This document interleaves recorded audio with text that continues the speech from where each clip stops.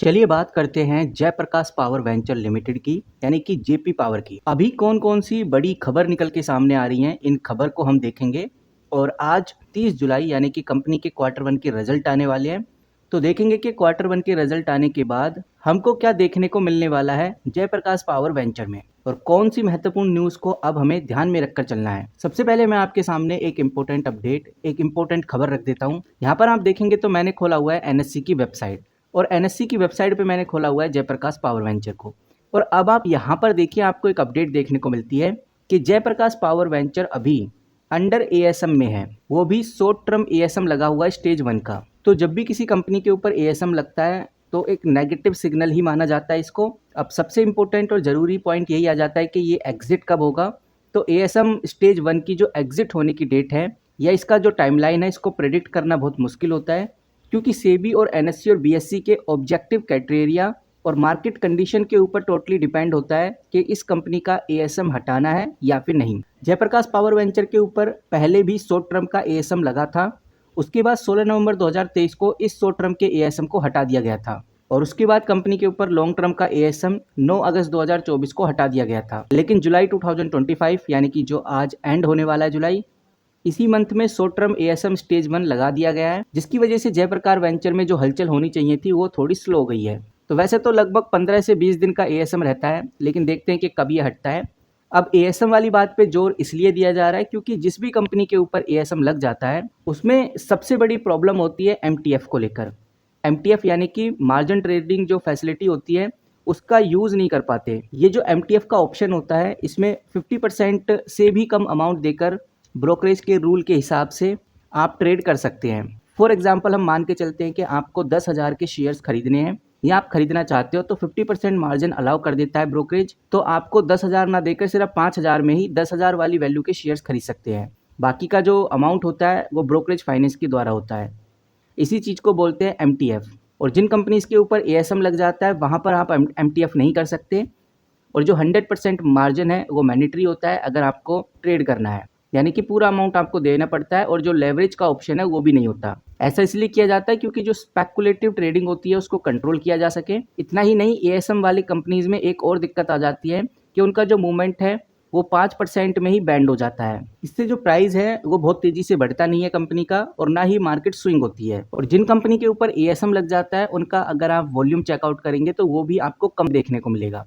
यहाँ पर आप देख सकते हैं पहले जयप्रकाश पावर वेंचर में 32 करोड़ के आसपास का वॉल्यूम ट्रेड होता था, लेकिन वॉल्यूम गिरकर 8 करोड़ हुआ, अभी 6 करोड़ के आसपास का वॉल्यूम आ चुका है। वॉल्यूम के साथ साथ जो लिक्विडिटी है वो भी कम हो जाती है, जो कि हमें जयप्रकाश पावर वेंचर के इस चार्ट में देखने को मिलता है।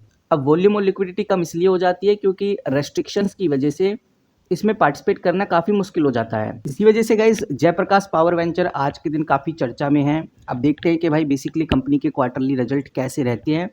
लेकिन जैसा आप लोग जानते हैं कि क्वार्टर 1 के रिजल्ट से पहले ही एक अपडेट आ जाती है जिसको हम शेयर होल्डिंग पैटर्न बोलते हैं। और शेयर होल्डिंग पैटर्न बता देता है कि भाई ओवरऑल क्वार्टरली रिजल्ट कैसे रहने वाले हैं।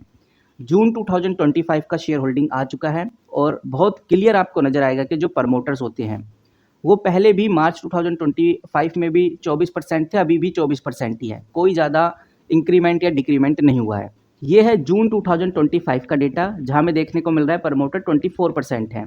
अगर आप जून 2024 का डेटा देखेंगे तो यहाँ पर भी आपको प्रमोटर 24% ही देखने को मिलेंगे। एफआईआई में आप देख सकते हैं पहले अच्छी खासी क्वांटिटी में थे 7.59%, एक साल पहले की बात कर रहा हूँ, और अभी वो घटकर 6.30% पे आ गए हैं। तो एफआईआई तेजी से इस कंपनी से निकल रहे हैं।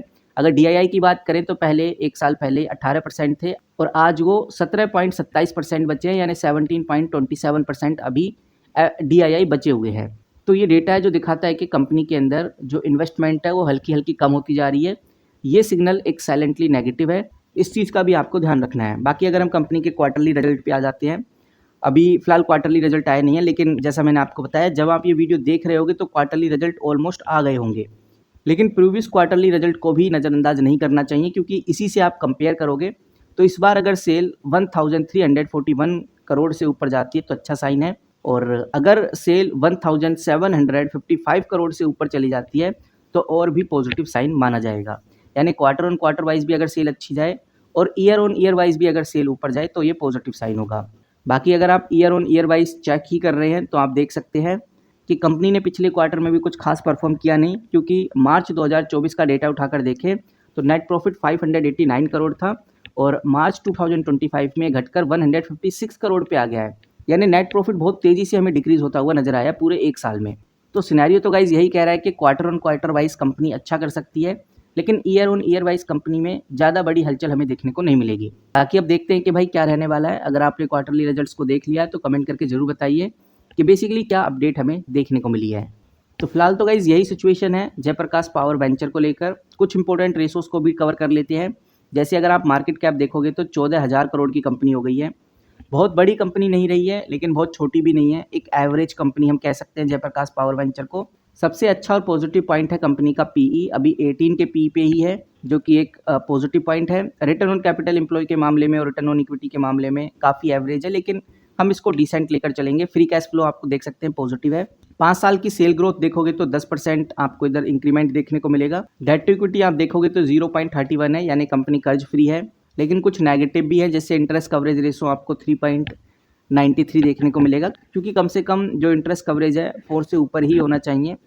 इससे आइडिया लग जाता है कि कंपनी जितना भी फंड लेती है उस फंड में जो इंटरेस्ट देना पड़ता है उसमें कंपनी डिले करती है, जिसकी वजह से इंटरेस्ट कवरेज रेशो 4 से ऊपर नहीं है। बाकी तो ज़्यादातर इंपॉर्टेंट रेशोज एवरेज हैं या फिर पॉजिटिव है। नेगेटिव 1-2 ही है जो मैंने आपके साथ शेयर किया। तो इस वीडियो में इतना ही। आप क्या सोचते हैं इस जयप्रकाश पावर वेंचर के बारे में कमेंट करके जरूर बताइए।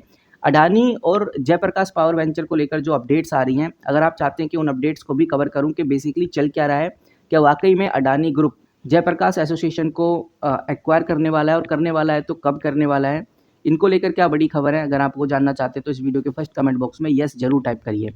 मिलते हैं किसी नई वीडियो के साथ, तब तक के लिए take care and good bye.